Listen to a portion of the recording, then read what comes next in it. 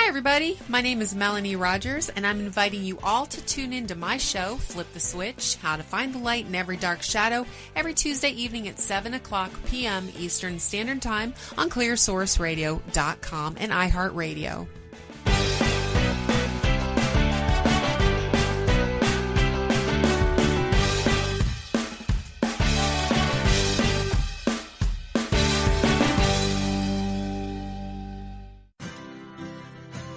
Hey everyone, you are now listening to Flip the Switch, How to Find the Light in Every Dark Shadow on the Clear Source Radio Network.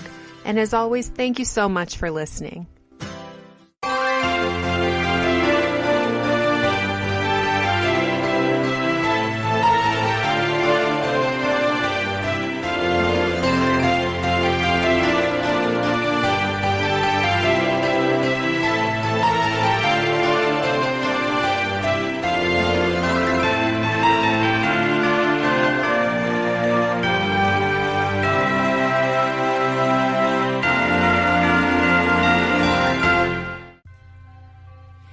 Welcome back, and thanks so much for tuning in.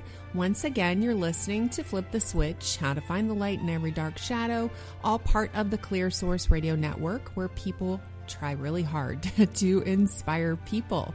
We're also heard on iHeartRadio and Spotify, and I believe Spreaker.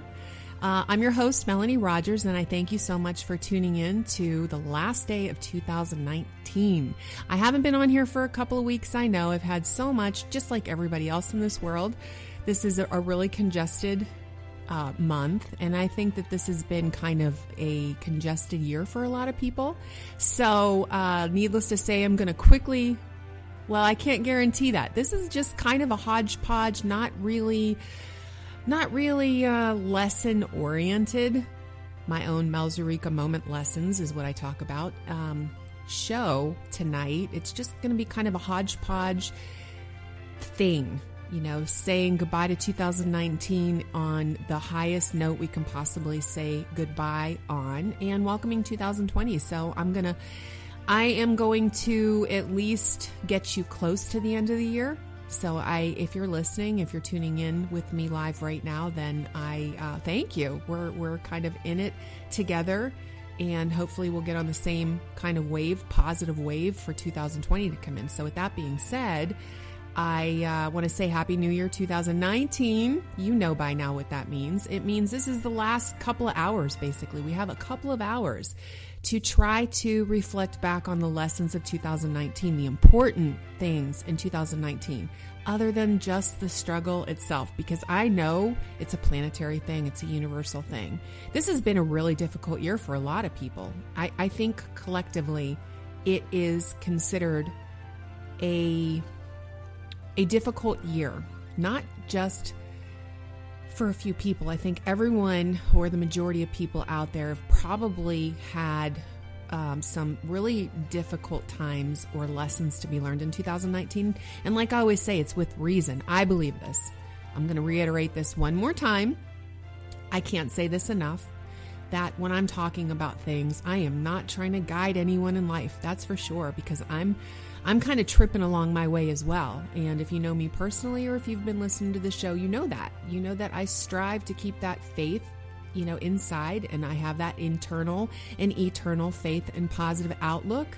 But I've been tripping through life the last couple of years especially, but I've been realizing how important every fall is, that it's all based on lessons in my life. So what I'm saying is, I'm reiterating once again that, just because I come on here and talk about, struggles or how I look at things, by no means, comma, or hesitation means that I'm trying to preach to anybody about life. I'm just telling you how I'm seeing things.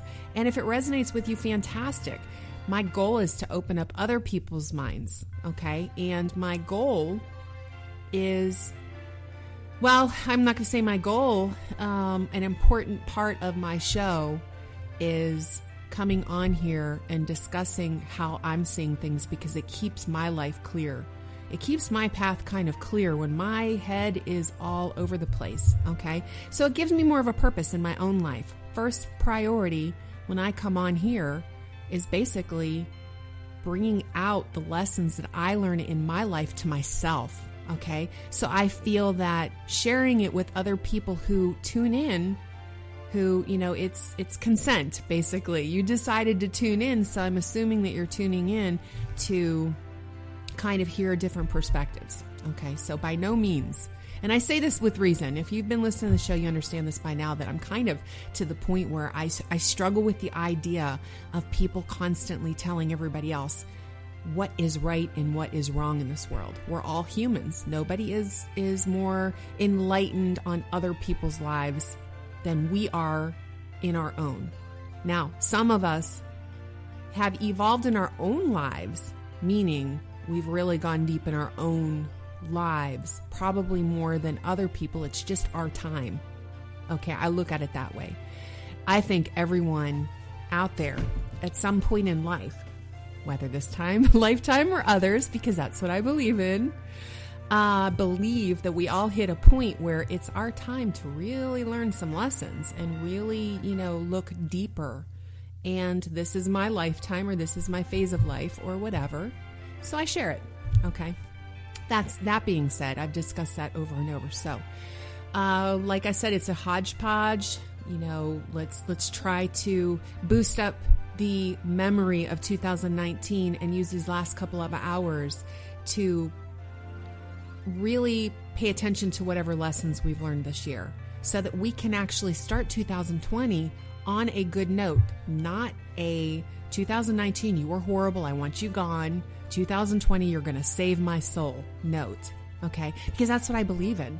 I believe that as much as we struggle in certain years, and I have certain years that were kind of earmarks that were very difficult for me, but if I leave it at that, then I'm just holding on to like a little fragment of negativity. Like, this part of my life was horrible. I just want to forget it, or I just want to, whatever. Without learning the lesson, I think that's a waste. Okay? Without looking at those struggling years as very important in our lives, I personally believe it's a waste. So I've chosen, instead of harping on how horrible it feels certain times of life, I decided to realize that for me, the struggling years are important. Okay, so that's what I'm trying to reflect on. You know that this year has been a struggle with different things going on in my life. And actually, it started a couple years ago where, a lot of stuff was uprooted and a lot of stuff that's me personally. And I've seen it in a lot of other people as well. So my point is that I look at it as important because I have two choices, like I believe everybody does. When you go through difficult times, you have two choices. You can hold on to it and keep it a negative. And let it build up inside. Keep it bottled up, or keep it just right there on the surface, but don't let it go, and let it build up over a lifetime to where we become hardened and angry and blame everybody and anybody on our circumstances and such. Or we can go through those hard times, struggle through it. I'm not saying, constantly keeping this happy smile on my face when I'm struggling. I get mad. And I do lash out and everything else. But what I'm learning within myself is that it's very important to realize where it's coming from and deal with it. Okay. And then put a positive image in my head on, okay, this is with reason. It's teaching me something. Let's deal with it. Let's figure it out, deal with it. Let's decide if that means I'm going the wrong direction in certain areas of life. And let's let the universe guide me to a better direction so that I can release myself from these hard times. Okay, that's my belief. So that's what I believe. You have two choices, probably a bunch of choices, but when you really want to, cut it down to the brass tacks, we have two choices when we struggle. To really pay attention to the lesson, really feel that struggle, okay? So that instead of suppressing it, so that we can become used to the idea of whatever's going on and then go past it. Desensitize ourselves to a certain point and then look at things logically and decide, what does that mean in my life? And then fix it or change it or accept it or release it, accept it and release it and such. Or, like I said, bottle it up, just let things build up, take it out on yourself and everybody else. I say yourself and everyone else because I stopped that trend. Okay, I catch myself in the moment when I really start sinking and I really feel like I'm taking things out on myself or other people. And that's not to say that I haven't had that effect on other people, especially when I'm going through a hard time, because I know I have. I've had probably a negative effect on certain people or different people, not the whole world, but that's part of me personally, why I strive so hard to look at the lesson in things and bounce back, because part of that is that I don't want to affect other people in a negative way. And when I'm aware that I'm doing that, it's time to check myself, because I'm letting too much stuff build up to where it's spilling over and I'm pushing it onto others. Okay. And I talked about this a couple weeks ago, as far as, you build up that energy and you have to kind of at some point say, am I putting off a bad energy? Is that why I feel like people are responding to me in a way that I don't want them to? And such. Okay, so this is all stuff that I've gone through, and I think it's important. So like I said, Happy New Year 2019. I want to go back to that frame of mind, that excitement about the year, and I want to look at all of those difficult times as, wow, was really important. So in all actuality, as hard of a year as it was a very good year. Okay, see what I'm saying with that? That's why it's important for me to keep talking about it, because when I just keep it in my head, it's bottling things up. When I come on here and I talk about it and I release it, I let it go, it helps that energy and those thought processes continue to flow through me. And on the other side, if somebody happens to hear what I'm saying and it resonates with them, then you know what? That's an added bonus. People inspiring people. Okay, so that's how I'm trying to inspire people. Basically, I'm putting myself first. And that's important. I've learned that that's important, that that's not a selfish thing.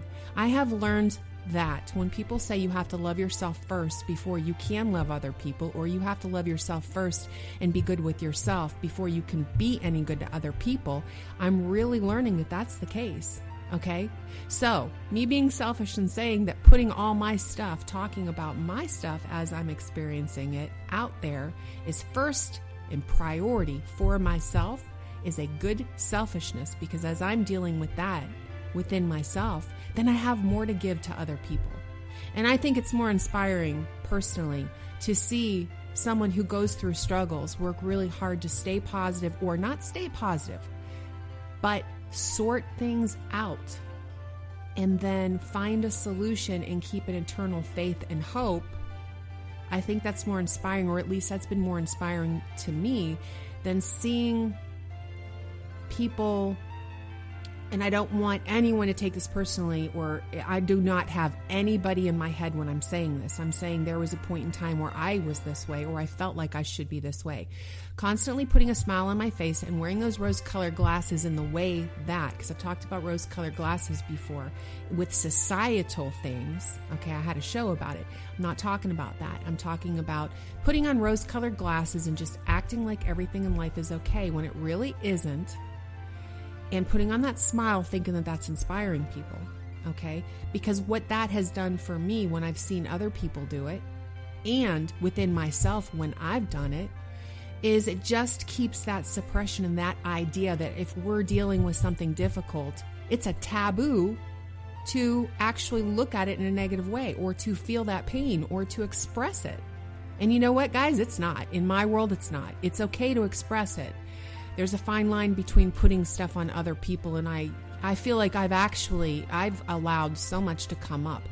At the same time, everything I've been dealing with lately, it's kind of bottled up to a certain extent. So when it comes out, I'm also dealing with hormones. So keep that in mind. That has been a huge factor. So kind of veering away from what we have control over, keep this in mind as well. The whole healthy body connection to your psyche and your well-being and your mental and emotional health or whatever, that's all linked. So like on me, on a physical note, it's going to be very important for me to really continue to work on trying to balance those hormones, because I'm in that area, okay? I'm where my hormones are starting to mess up a little bit or change. And let me tell you, that can be really scary. So if you felt that, or you know somebody who suddenly they turn scary, I get it. There are times when I was struggling going, I may not make it through.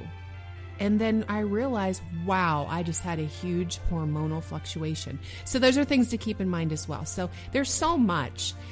ladies especially. Now, guys, I get it. You go through your own set of circumstances, but I'm going to say this to the ladies when it comes to those kind of hormonal shifts, plus the idea that women multitask when it comes to keeping things in our mind or dealing with things on an emotional level. I talked about that in one of the shows. I learned that from listening to one of the Men Are From Men Are From Mars, Women Are From Venus audio tapes. I learned that we have a set of nerves that go, I guess, the base of our neck somewhere that men don't have. Now, if that's correct, and you're going to have to look it up yourself, this is where I learned that men don't have that set of nerves, so they're able to compartmentalize different things. Like, okay, relationship, or those relationship issues are here. Work issues are here, or fun times for here is over here. So men are actually able to put things in a folder and concentrate on one thing at a time. Women, not only do we have to deal with the hormonal thing, which is in many different parts of our lives. As we change, there are all those different phases in life where our hormones just really put a damper on how we feel, okay? And I felt that to the extreme, almost to the extreme, let's say. But women also have to deal with that set of nerves that keeps all of those folders open at one time. So we are literally, what is it called? We are literally keeping all those balls in the air. Okay, we are constantly juggling all those balls at once. So when we're looking at this over here and trying to fix this problem or figure this out or deal with whatever it is, dinner or whatever, or in the back of our minds, we always have that folder open, the issues at work and maybe the issues in relationships or whatever. So like I said, look that up. I can't tell you whether that's true or not, other than the fact that I heard that in that audiobook. And it was one of the Men Are From Mars, Women Are From Venus audiobooks. I don't remember which one it was, but I thought, wow, that's really important. Okay, so women have to deal with that. That's all I'm saying, is that on top of the hormonal things that women go through with our, hormones go out of balance, and all of a sudden emotionally, it's very hard to deal with even getting motivated. And I've had that happening a lot this year. So, like I said, where did I start with all this? I told you it's a hodgepodge show, so I'm just going with it. I'm going to stop before I go any further into that. All right. I'm kind of catching you up with my world here. The reason that I haven't been on in a couple of weeks now, and some people will probably find this funny. Okay, you know that I'm an independent woman as far as I take care of things like around my house. It's become an excitement for me. All right. So I'm going to tell you a little story that's probably going to last a little, probably longer than you expect. But for the last let's go back a year. No, let's go back 18 years. I moved into my house.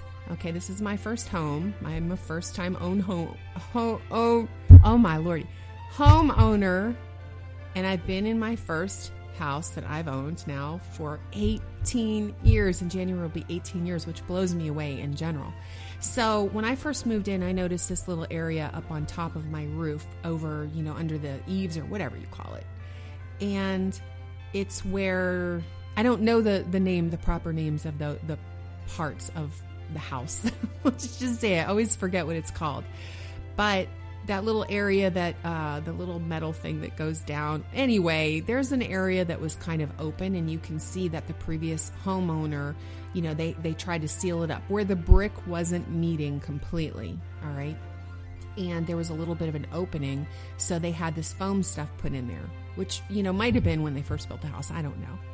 Well, what I started noticing over time is I had birds going up there, and there was a little bit of an opening. So I knew for years, this is bad, but I'm such an animal lover.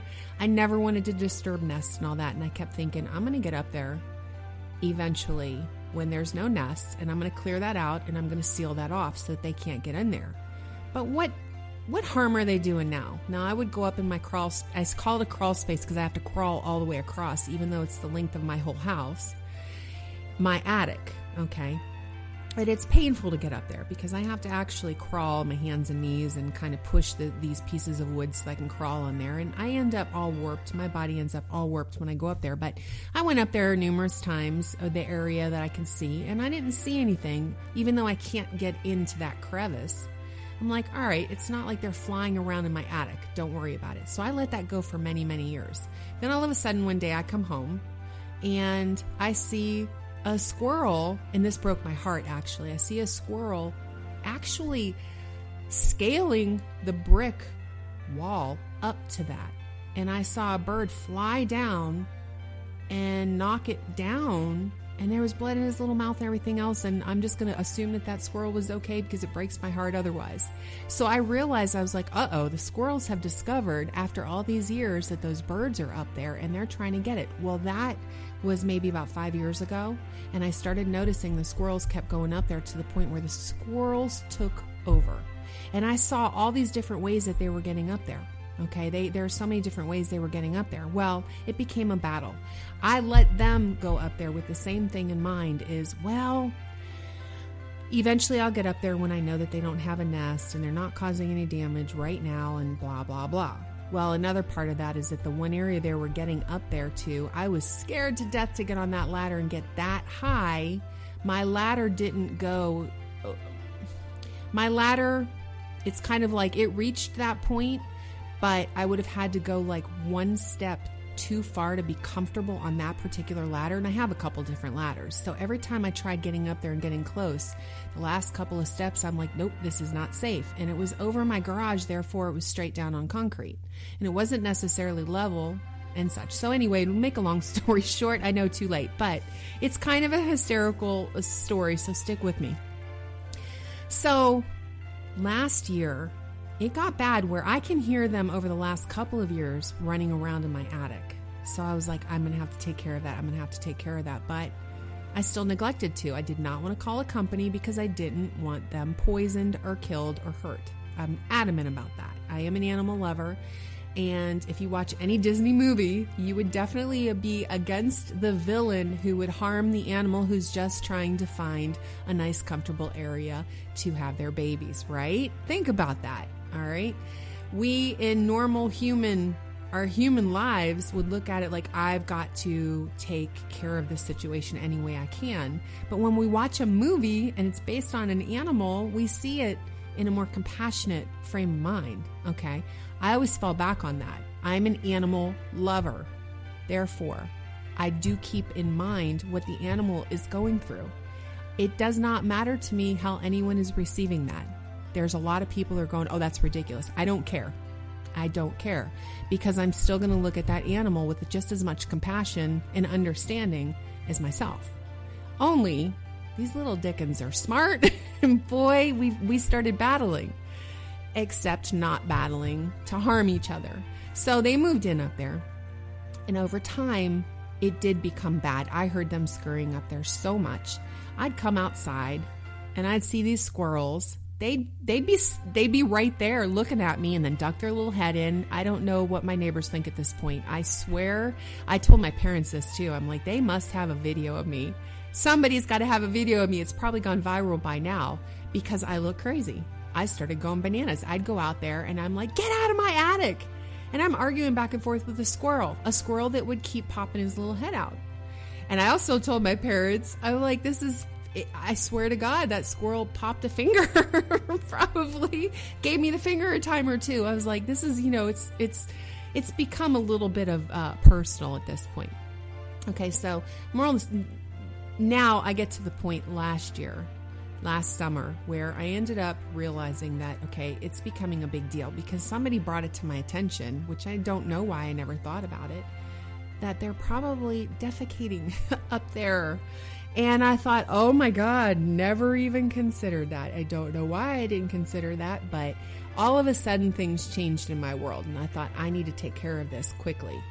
So I ended up paying a company. I was adamant about it being humane.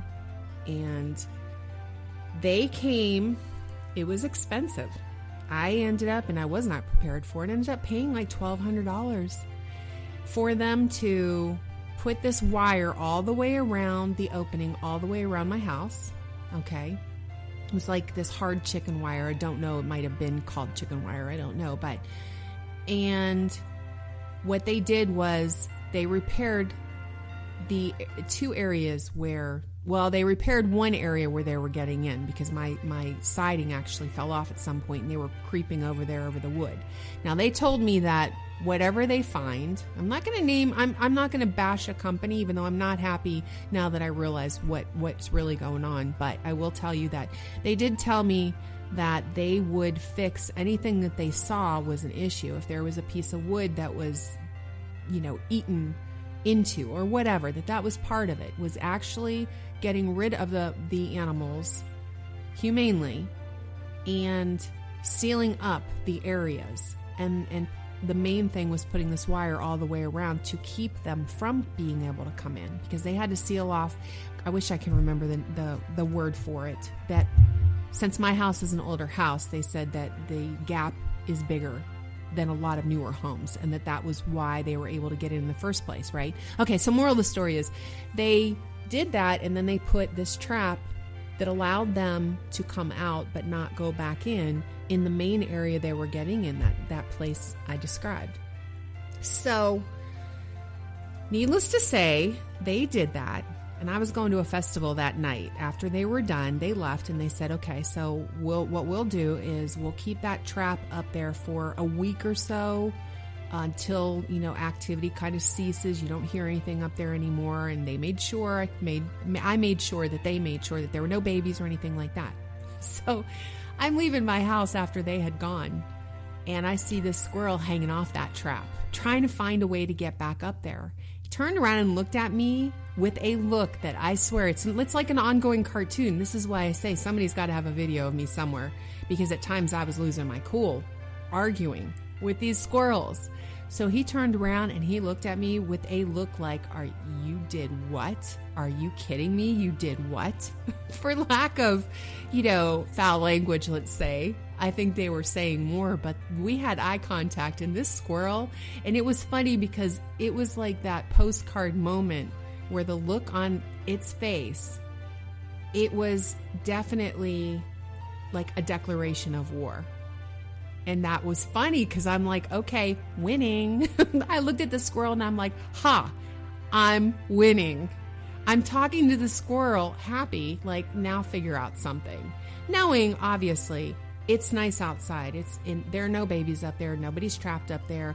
Knowing that this squirrel is just mad because he can't get up there. He's going to have to find another place. It's not like it was cold outside. It's not like it was super hot, which, well, it was actually hot outside, but it's a squirrel. He's free. He can go and he can, make other arrangements. Okay. So let's skip ahead a little bit. Everything's fine for about a year.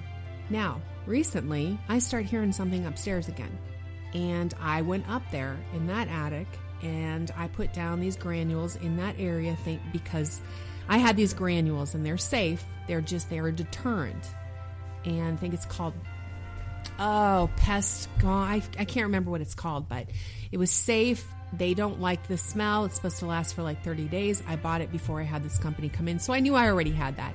So anyway, I tried to put it in a pile over in the area where I thought they were, thinking, okay, well, if they're up there, I will still find a way and get up there on the outside of the house to fix that eave area. But for right now, let's just make it uncomfortable for them to want to come in the first place. So they'll have to find a different way.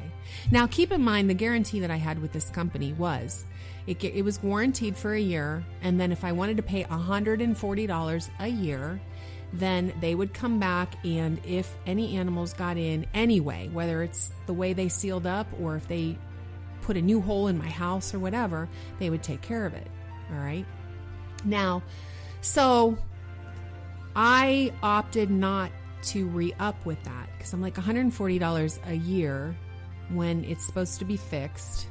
I took down a tree because of the storm that I had, where a couple of trees fell. So the tree that was up against my house where they could have easily crawled up, I used to crawl up that tree to get on my roof. That was taken down. My other tree was trimmed. So a couple of the main areas that I thought they were getting up there, was taken care of. Now, I am making this a long story. Sorry about that, but this is why I've been gone for the last couple of weeks anyway. So so what ends up happening is a couple of days, now it's been about 2 weeks ago. Well, yeah, because it actually started the first show that I missed. a couple of weeks ago. I come out here and my cat's meowing in a weird way. My dog's looking up at my cat, barking in a weird way, and my cat's balancing on the top of this bookcase that I have onto the top of a picture that I have on the wall. And I'm thinking, why did you get over there in the first place? Why are you meowing so weird? And are you stuck? So I got closer to her and she jumped off. So I'm like, okay, she wasn't stuck. What's going on with her? And then I thought, well, that's the area in there where she, where the squirrels were. So obviously they're back. I looked up. It didn't notice it at first. There's 2 holes in my wall coming into the house. That's how bad, that's how much they have been damaging my house. They have eaten through, whether it was the birds or the squirrels or a combination of both, they ate through. There's mortar on the outside brick that maybe they didn't do. Maybe it was just a hole for some reason or whatever. They were able to get in there. The plywood, there's like pressure treated plywood right inside. And then inside of that would be, the insulation and such, and the wallboard. They got to the point where they were at the wallboard, and actually I could see outside, and I flipped. I'm like, oh my gosh, they've made their way all the way through into my house, where they're not in the house, but that's what they were doing. So needless to say, I ended up putting a big hole in my wall and saw all this bedding between the studs, pulled out all this bedding and exposed wire. Now, in Mel's world, this was all with reason, okay? It wasn't meant to just, how should I put it? I was meant to get into that wall because there was an exposed wire right there. They had eaten the insulation off this wire. So I have an exposed wire inside my wall that's also exposed to the elements because I can look straight outside. So I'm blessed. That's how I look at it. I am blessed, even though I still have a hole in my wall. I just have it covered with a couple of pieces of wood as I repair that damage over time. But here's the thing. I'm going to repair it, and I'm going to make it completely repaired. Why I'm not happy with that company is what I realized with this, and maybe keep this in mind if you have the similar kind of problem, is that company specializes in pests, rodents, whatever they consider them, animals. They know darn well their capabilities, okay? They did not fix. They just put a little bit of wire because I can see that from inside my house. Inside my house, I can see the wire, which was only like 4 inches total, and it was bent, and it was supposed to stop them from coming in. They didn't replace the mortar. They told me that they would replace whatever it was. They would fix whatever it was, wood or anything else, fix the damage. That was part of it, right? I didn't bother calling the company and complaining about it because I said, you know what? Mel's on the case. And since I'm such an independent woman and I like having control over my world here, meaning my home, and knowing how things work and knowing what quality of work is done, I'm like, I'm just going to fix it. And it's still going to be less than $140 and it's going to be permanent, right? So they didn't fix any of that. That whole thing didn't happen in a couple of months. Okay, that was the issue, and they never fixed it. And they definitely, going up there and putting that wire in there and everything, definitely saw the issue. Okay, so they didn't fix any of that to the point where I had holes coming in. Now, a normal person would have been like, oh, I hear squirrels, let me pay that company and have them come out and fix it again, which would have been another wire, right? It bothers me that the company knows the habits of animals, knows the capabilities, knows when they nest and all that. So no doubt they fixed the problem for that year, knowing that the nesting habits were, and knowing that the squirrels would be able to get back in, and then knowing that they would go in the same entrance, just assuming that I would continue to pay them to come out here. No, you're in Melanie's world now.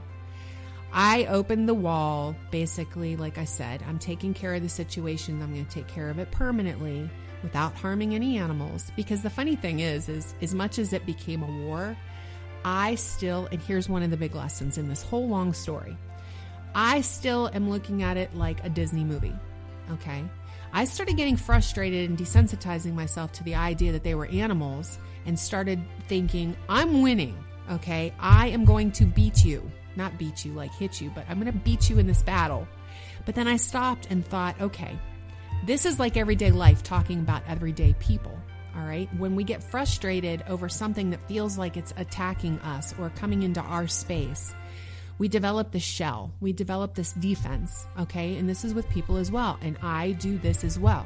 This is there's so many lessons in this whole thing. And if you haven't realized that by now, then, just really open up and listen to this. There are lessons in this whole experience. One is that that was meant to happen so that I can see that exposed wire, because that could have caused my whole home to burn down. And there's a good chance it would have. All right. So I fixed that wire. It's insulated now. Another thing, so I'm taking the positive out of that particular part of it all. Even if they would have sealed the stuff up and the squirrels would never have gone in again, well, they didn't seal it up. Even if they would have not gone in again based on that wire, if their little wire would have taken care of the job permanently, I still would have had an exposed wire in there facing the elements outside. Okay, so like I said, I'm looking at the positive in this. That brought to my attention a safety hazard. Therefore, I might have changed the path of the future. Instead of my home being burned down and me and my animals possibly dying, right? That's how you should look at, no, that's how I look at things. Okay. So there's the positive in that. Now I can gain control and I can make sure it's done completely and correctly and therefore bypass that hazard. All right. And also know that I will not pay that company to keep coming every year, because in my mind, that's part of why they do it the way they do it, so that they have repeat business every year, knowing that that is going to continue to happen, right? So like I said, I'm not bashing company, anything like that. I'm just saying the lessons that I take out of things, all right? Now, another part of that is understanding, a big part of that is understanding and stopping ourselves when we develop that defense. This is what I have to work on constantly. That's why this was a good experience for me, because I love animals to the point where when I was becoming desensitized and looked at it like a battle and was getting frustrated, still the idea of killing an animal or hurting an animal stopped me and brought me back to who I was and brought me back to that empathetic, compassionate person who pictured myself in a Disney movie. I pictured myself in a Disney movie because, listen, when you go and you watch a Disney movie, for anybody out there who's thinking, who loves animals, but who in this case would have separated it from that and gotten frustrated and done whatever they had to do to get rid of an animal, all right? Think about how we feel when we go to a Disney movie. And in a Disney movie, the same scenario happens. You have this squirrel who's the star of the show, just trying to find a place to have their babies protected and comfortable and outside of, inside from the elements. Then you have this person who's got this home, who's got this big attic, nice and warm, plenty of space. And they're doing whatever they can to keep this poor innocent animal out. Who's the villain in a Disney movie? The person who would set that trap to harm that animal. The person who would put that poison out to harm that animal. So what I do is I put myself in the Disney movie, because if I'm truly that compassionate person, then I would be crying in a Disney movie. I would be despising the person who hurt or killed an innocent animal who's just trying to take care of its babies. And the thing is, in reality, that's exactly what it is. So for me, am I going to share my house? I told my parents, I'm going to change my beneficiaries, by the way, and I'm just going to allow the squirrels and the birds to inherit my home so that they have this big place. I'm giving in when it comes to that. Just kidding on that, by the way. But what I decided to do is I'm going to seal that up, make sure that they don't have access anymore. I'm going to monitor it constantly, or every year. I'm going to continuously monitor it to know what's going on in my home. And I'm giving an alternative. I am building one, and I bought another. I'm still waiting for it. The thing is, I thought it would get here faster, and it hasn't, but I'm still waiting for it to get to me. A squirrel nesting box. These nesting boxes are created with squirrel nesting in mind to keep them safe and have a home, be able to nest and have babies. You put it up high in a tree. It's deep enough to where other animals can't reach in and grab them, which was all exactly why they picked that part of my house, because between the studs and everything, there was bedding deep down. I had to pull out like 1.5 feet of bedding, and that's because that was a safe place for them. Okay, so what am I doing? Instead of causing harm, just kicking these animals out, saying, okay, this is worse, so my compassion goes out the roof when my defenses go up, is I'm going to go ahead and give an alternative, a compassionate alternative. I'm going to give them a home. I'm going to feed their little butts. I keep saying to everybody, I've become the squirrel sugar mama.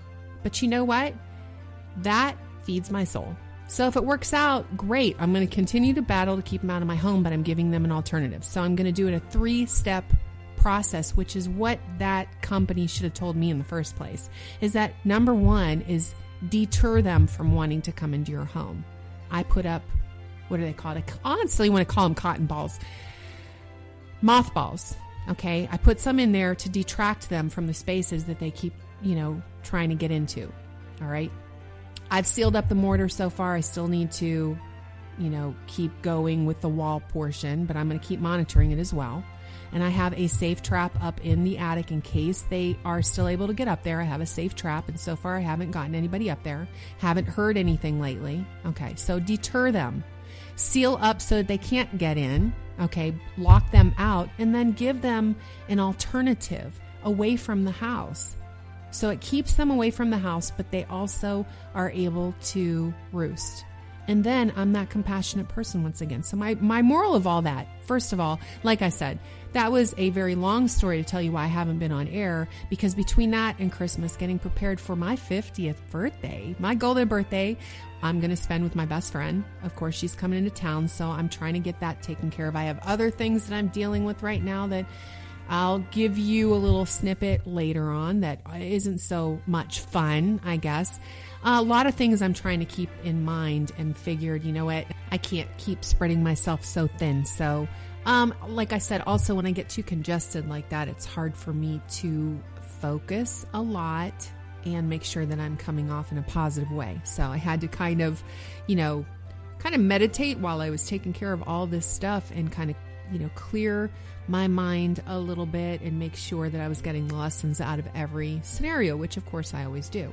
So, with all that being said, that's a lot of what I've been doing lately, and that's why I haven't come on the show. But the whole squirrel saga, I'm going to have to keep you apprised of and keep you up to date on the battle between Mel and Squirrel. So anyway, once again, before I exit that story, just wanted to make sure that everyone sees the importance of some of the lessons in that. Like I said, the compassion level, always keeping in mind, no matter how far our defenses are raised, I guess, or how thick that armor's become, we always have to keep in mind that there are 2 sides to everything. There are 2 entities, you and whoever you're battling, whether it's a person or a situation, or in this case, a furry friend or whatever, is that, I have to kind of stop and pay attention to how that other entity basically is thinking and feeling and what they're dealing with and all that, so that we don't just, continue to build war. Okay, there's the big lesson. Instead of continuing that war with these squirrels and letting it escalate to, me harming or whatever, I compromised, and I can continue being the animal lover I am, and ultimately we'll become friends. How's that? Hopefully I'll have squirrel friends before it's over. So, okay. So, that, I was planning on updating you, kind of letting you know about the squirrels. My dad and I were talking about the squirrels, and my mom and I too. And I don't remember which, I think my dad, because he listens to the show, he was telling me how, this would make a really, really good story someday. So I thought I would tell you about that, because I crack them up, I guess, when, I keep telling him the newest antics. A couple of times I went outside and I actually saw that squirrel, or a couple different squirrels, peeking over the fence, watching my house, because I put up a fake owl. as part of the deterrent process and such. So it is kind of a Disney movie at this point. I mean, it's a total cartoon. So I'm finding the humor in it instead of allowing it to just frustrate me because I'm so far behind, even though I'm catching up on a lot of things in life. So there's my last couple of weeks in a nutshell. Get it? In a nutshell. Okay, so what I'm going to do, I have let me see. I have about 15 more minutes to go. So you know what? I haven't done this in a while.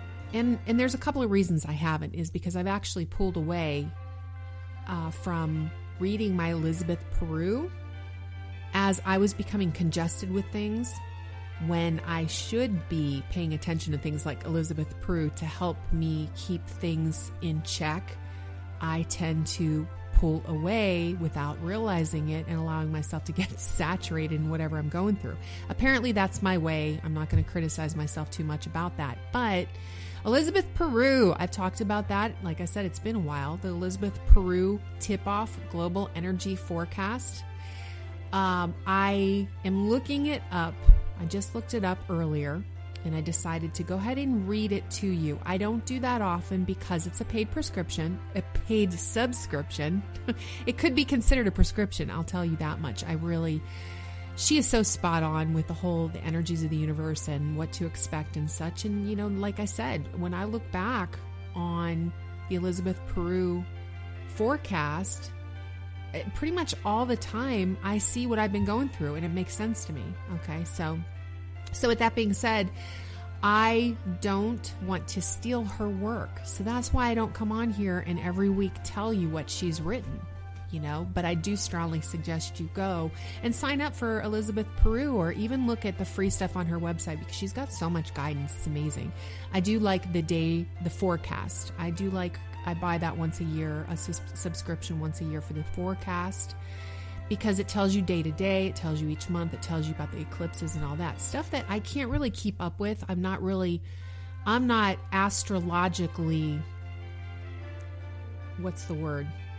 educated, okay? Because I just don't have time. It's something that I would actually love to get more into because it's fascinating when I see how much it really does kind of pan out what's being said, with the astrological stuff. But I do like looking on here and at least seeing what people who do specialize in that area have to say and incorporating it into my life and such. So what I'm going to do is that one rare thing, I'm going to go ahead and I'm going to read some of her newsletter for this day.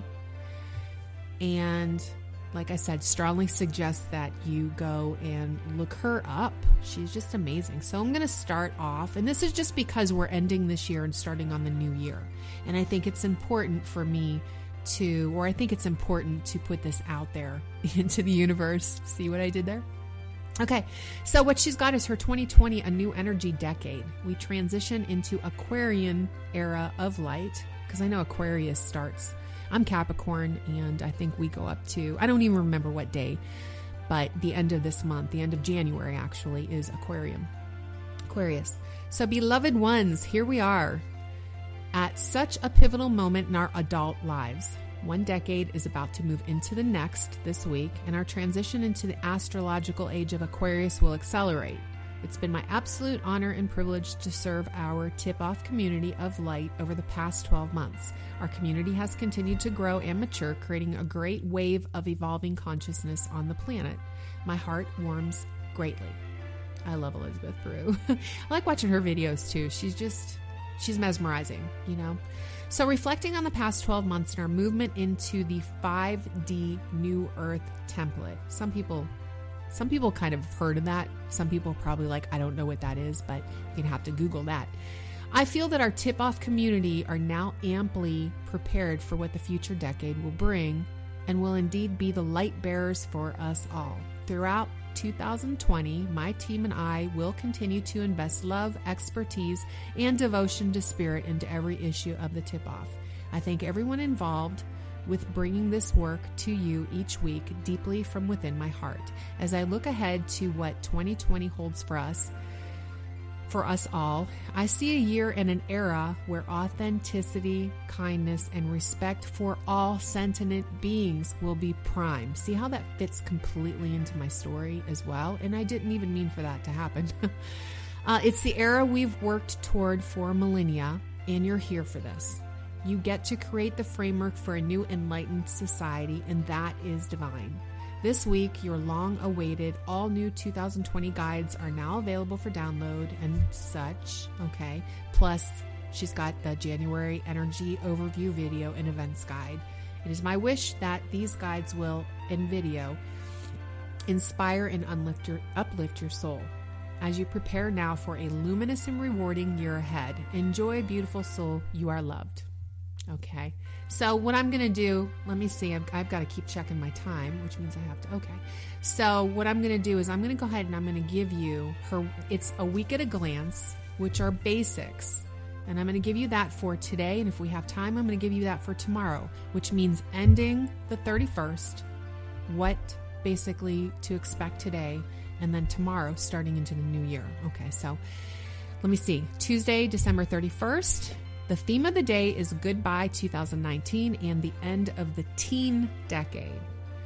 The challenges, energy's fast pace, focus in the movement. Okay, the opportunities, let go, be in gratitude at your growth. Now I like that. I really like that. Now I'm going to go ahead and scroll down here to the full thing. I'm going to read that to you. And like I said, this is a once in a blue moon thing because I don't like, it feels like stealing someone's work if I would continue to bring this to you. So, and I'm not about that. So Tuesday, December 31st, Goodbye Teen Decade in 2019, the Global Energy Overview. You now reach an important moment in your life path. It's the final day of what has been a mammoth year of personal shifts. After thousands of years of work by countless light beings, this has been the year where we finally saw the angelic realm bedding in the 5D energy template around Earth back in June. This high vibration frequency has since amplified all of your thoughts, feelings, manifestations, and has forced you to reevaluate the very fabric of who you are and what it is you wish to achieve with your life. See, this is so spot on. I'm actually getting chills. These are my words, by the way. I'm actually getting chills how spot on that has been for me. Okay, so as the year concludes, you can't help but contemplate all that you've been through. This is so severely accurate, it just kills me. Do so now and honor your path and personal experiences. Let them go in love. Internally assess where you are and where you're heading. Reminisce and remind yourself how much growth has taken place, not only in 2019, but during the entire past 10 years. The teen decade, 2019, has been a 3 universal year and the year of soul's abundance. You've achieved more this year than perhaps any year of your life so far. Like I keep saying, I think this is a very important year, even though it's been so difficult. So I look at that as a positive. That's me saying it, by the way. Okay, so over the coming 24 hours, answers and ideas are incoming. As communication levels elevate, it may seem that you're stuck with inspiration. As swift and energetic conversations can flow, be ready to act on the spot to take advantage of this cosmic rush. Be alert to the signs and messages all around you so that you act with surety and inner knowing. Higher consciousness focus is, as 2019 concludes, be in the moment. You'll blink and 2020 will be here. All is happening now. Time is actually irrelevant. You choose to shift now, and so it is. Beloved one, a new day and era is dawning. Okay, so that is for today. Most of that day is gone, of course. So I'm going to really quickly, only have a couple minutes left. I'm going to go back up here, and I'm going to tell you about what to expect tomorrow. So Wednesday, January 1st. Hello, 2020. 1-1. Okay, 1-1, and the light Aquarium era of light. Okay. The challenges are be still. Stamp your energy on this day. And the opportunities are we begin a new era of soulful equality. I like that. That's going to be really interesting this year. Okay, so the tip-off, January 1st, 2020 transition to a new light era, the global energy overview. We welcome in a fresh year, an energy decade for the planet. 2020 sees your transition into the Aquarian era of light, which occurs over several decades and begins strongly now, 2020. It is a universal year for the planet. In this 4-year, you're being called upon to be practical, grounded, and forward-thinking custodian of the light.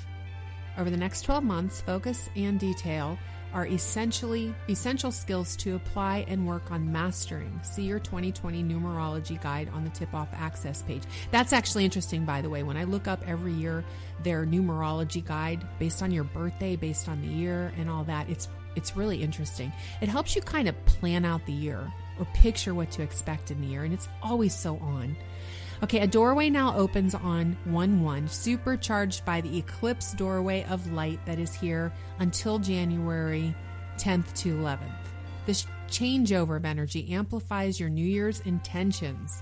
Over the coming 24 hours, your theme is new beginnings. I love that because that's so the phase of life I'm in. I'm looking toward new beginnings.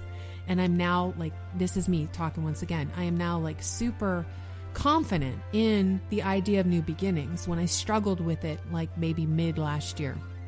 Okay, so do your best to act in the highest order right now as you're imprinting your objectives on the year ahead. Each month, when the day and month number are equal, as they are today, January 1st, you experience elevated personal opportunities. Keep that in mind. Tomorrow, we're going to experience elevated personal opportunities. An increasing energy sequence begins January 1st and concludes on December 12th. Number 1 is the initiating energy of personal power and following through with inspirational ideas and a unique creative ability. The 1 motivates, leads, pioneers, and promotes ideas and people. This energy invokes within you the spirit of independence, detachment, influence, and invention. Next month, on February 2nd, you'll see the power that you set today manifest and increase. So set the intention on January 1st and keep in mind on February 2nd, which is another dual number year, that we're going to start manifesting, or we're going to, what we set on the 1st is going to manifest and increase in February. So just sit back and watch and see if that happens. So higher consciousness focus, enjoy the first day of the new decade. I suggest that you create space for quiet meditation, even amongst others. Sink into a beautiful flow. Okay, so with that being said, we're at the end of the show. I want to wish everybody a happy 2020. I want to wish that you had a happy 2019. Reflect on, last couple of hours, like I said, try to reflect on the good stuff and let everything else go where it's supposed to, okay? Thank you so much for the support you've given me and listening, to what I have to say over the last 3.5 years. I so appreciate it. I'm excited for 2020. I don't know where we're going to go, which direction we're going to go, but hopefully it's going to go nothing but up, and the heaviness will kind of lift a little bit. I anticipate that's going to happen. So we will see you in 2020. All right. Bring a good year to the end of this decade and this year. All right. Good night, everybody, and Happy New Year.